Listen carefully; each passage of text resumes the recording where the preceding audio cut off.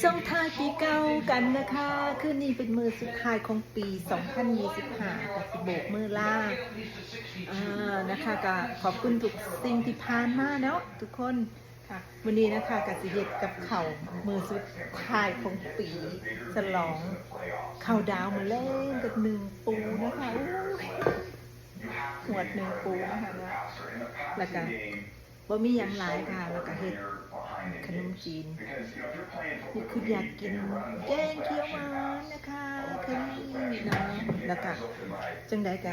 ขอให้เพื่อนๆมีความสุขนะคะขอให้ปีใหม่ที่กำลังสิมาฮอดนี่ขอให้ประสบความสำเร็จทุกอย่างที่ตั้งใจไว้ขอให้ปังๆร่ำๆรวยๆสุขภาพแข็งแรงแล้วก็ฮักกันไปโดนๆนะคะขอพระเจ้าอวยพรเสริมกำลังกายกำลังใจให้ทุกคนประสบความสำเร็จพุ่งทะยานสู่จักรวาลเลยนะคะ